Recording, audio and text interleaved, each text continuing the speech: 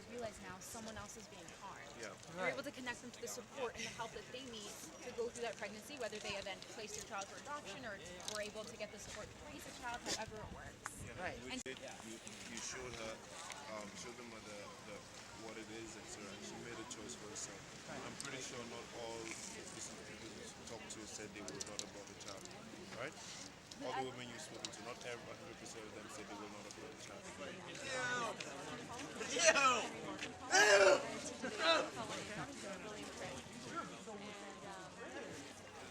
She's the one.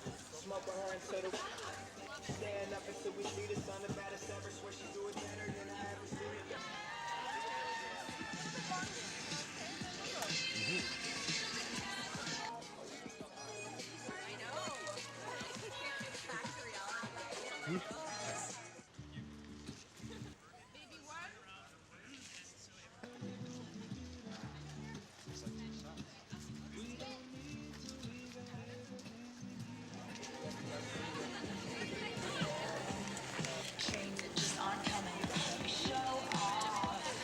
Do you have any slogans to shout? We'd love to hear some slogans on the video. did you want my phone again? I don't know. I don't know.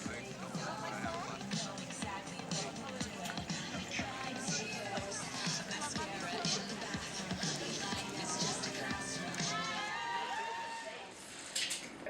That's fine. It's kind of funny at the same time. Hi, my name is Kimberly Rutledge. I'm a third-year science student at UBCO Okanagan, and I'm the Vice President of External Affairs for the UBCSUO. When I work with the students, we try to remain neutral on the matter. So we're not necessarily extremely pro-choice or extremely pro-life, but we try and just respect a woman's right to govern her own body, because that is a right in Canada, and making sure that we support students regardless of their choices and people regardless of their choices. Because I think pro-life is not necessarily pro-life, they're pro-birth. They don't care about that child after it is born. They don't care if it comes into a family that doesn't love it. They don't care if it doesn't have enough food to eat, or if it can't go to school, or if it's abused.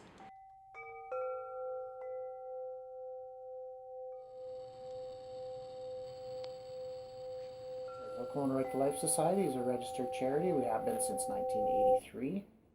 And even before that, since 1972, we were established, just not a registered charity. And our mandate is to educate the public on the dignity and value of human life, all human beings, from the moment of conception until the moment of natural death. Some students have expressed the thought that your images that you use in your promotion are very offensive to them, because of their graphic nature, right? Like, why do you guys have images that are so graphic? What do you intend to achieve with this tactic? Yeah, well, we believe that right now many people that support legalized abortion have in their minds that abortion is nothing more than just the removal of a clump of tissue or a mass of cells, and it's really just no big deal. It's just this on par with having your appendix removed or having a tooth pulled. And what our images show is that abortion is actually an act of violence that kills a baby, and does so in a horrific manner. And that's why these pictures are so horrific and so disturbing, because the act of abortion is horrific and disturbing. And we're aware that these pictures are hard to look at, but we feel that abortion is an injustice that's occurring, largely hidden, out of sight, out of mind, and the only way that it's going to come to an end is if it's seen, if it's made public, where it's brought to the surface, where it can be judged accordingly. There's a lot of people in the science community that are saying that these images aren't realistic, because they don't perform late-term abortions in Canada. They want you to believe that what these women are doing is really bad, and I understand where they're coming from, but at the same time, I don't think they're necessary. I think that they could spread their belief and their message in a different manner that's not so oppressive for people on this campus. There was a young woman who actually, my GM, was out in the courtyard where the protests were going on, and she was in the counter protest, and all of a sudden she couldn't take it anymore, and she broke down in tears and ended up having to come inside as well. I know there's women who are still actually in counseling for when this happened the first time, just seeing those images and feeling ashamed of what the decisions they've made, which should never ever happen. I want the women, especially on our campus, and when we're talking about this, to know that they're loved and they're supported regardless of the choices that they make. And I would hate to see someone be so ashamed that they make a decision that's going to hurt themselves. So I just want to make sure that regardless, they feel like they belong here and they're supported and they make the choice that's right for them. I think I've just come to realize that, abortion is a human rights injustice, and I think all people are naturally inclined that when we see something going on that's wrong or somebody being oppressed, we have a moral obligation, a moral duty to speak out against that. And we in the pro-life movement see that the unborn child is being denied its right to life. And so we naturally speak out against it on their behalf. We're speaking out on behalf of those who cannot speak for themselves.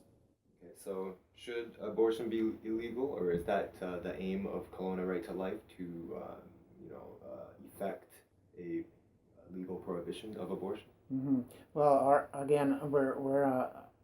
our mandate is education, so we're here to educate people on the humanity of all human beings and the inhumanity of killing them, in particular now legally before they're born. So long term, perhaps abortion should be illegal, but that's not going to happen until the majority of the public wants it to be illegal. And so our job is to change hearts and minds. And eventually, if the pro-life majority is achieved in this country, then legislators will react appropriately.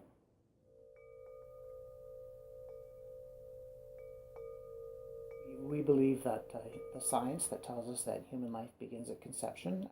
When the sperm meets the egg, sperm from the father meets the egg from the woman, you have 23 chromosomes from the sperm joining up with 23 chromosomes from the egg. Both the egg and the sperm cease to exist at that point, and you have a new human. The beginning of a new human life is created at that moment. Now, that new human life, all it needs is to be in the proper environment and the proper nutrition in order to grow and develop. Just like newborn babies need those things as well to continue to grow and develop into adulthood. So, such as with the embryo, fetus, zygote, blastocyte, again, just needs the proper environment and the proper nutrition in order to grow and develop along its lifespan.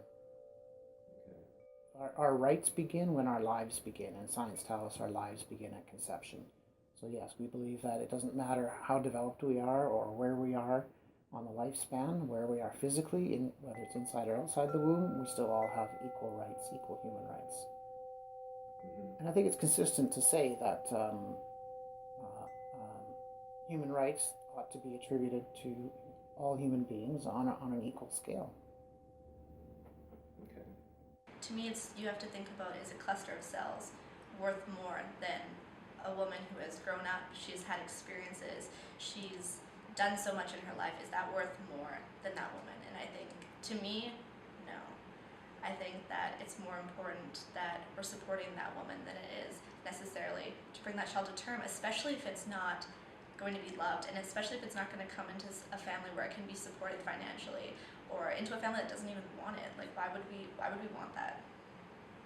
Do you think that Kelowna Right to Life have a legitimate position? Like, do you think their stance on this whole issue holds any water, or do you think that they or you don't have to talk about that? No, it's okay. I think I respect everyone's beliefs. And although their position's not something I believe, if that's something that they want to, then I support that.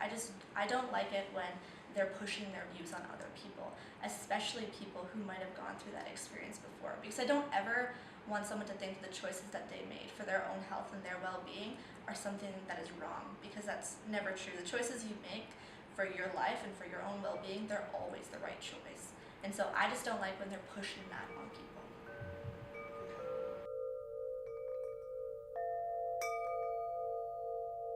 Suppose there was a building and it was on fire, and there was a 5-year-old girl on one side of the building, and there was a petri dish with a bunch of embryos on the other side of the building, and you arrive on the scene and you only have time to save one of those.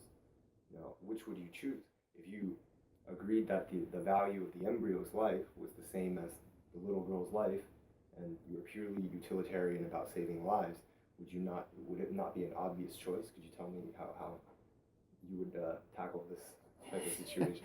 Well, that's sort of an ethical dilemma that philosophers have confronted, and I'm sure that type of thing is put forth to students to debate for an hour, for the entire class sometimes. But I would also submit, what if there were a dozen elderly folks in that same building.